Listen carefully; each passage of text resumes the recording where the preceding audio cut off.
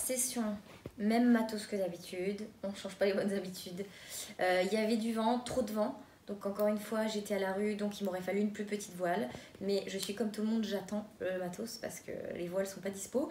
Donc j'ai fait une session à la rue et je me suis dit que j'allais me concentrer essentiellement sur des jibes. J'ai fait quasiment que ça. Il y avait Adrien Brunner qui était à l'eau, il était en 3 mètres je crois.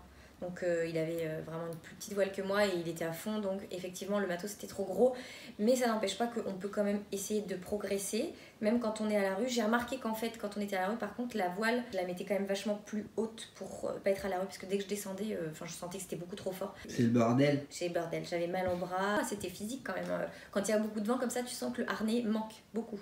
La planche, je pense que pour moi elle est un petit peu grosse. Hein, ça c'est clair et net. C'est la première fois que je mettais le mât de 90, du 75 que j'avais avant. Ouais.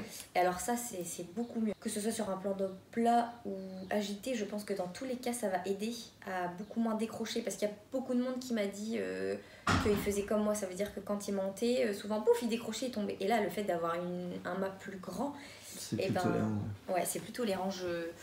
Je décrochais beaucoup moins en l'air, mais ça me permettait quand même de monter un petit peu. Donc ça m'a mis en confiance. Après pour le jibe, j'ai un peu progressé. Je pense qu'on le verra sur les images, mais c'est pas encore ça.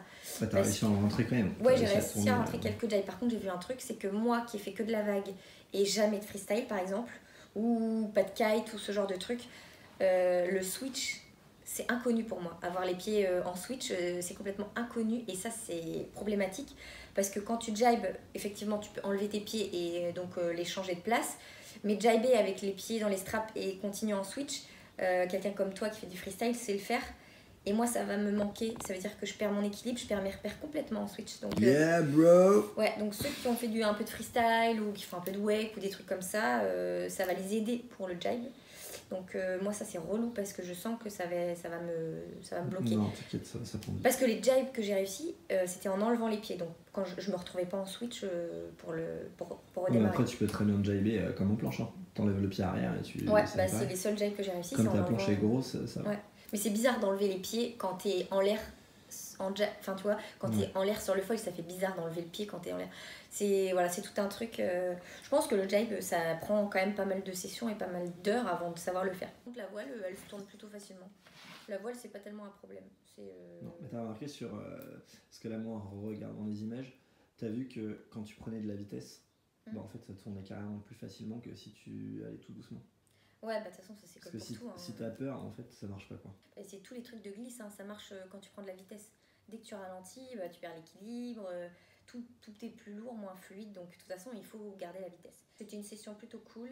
Là, ça fait un petit moment que j'en ai pas fait, donc j'ai hâte d'y retourner et j'ai hâte de sauter parce que j'ai vu que sauter c'était pas mal. Voilà mes petits conseils par rapport au jibe. Puis prochaine vidéo avec Julien et Camille Bouillet normalement, donc voilà. J'ai envoyé un message à Julien et Camille qui sont à fond dans le foil et qui sont super forts.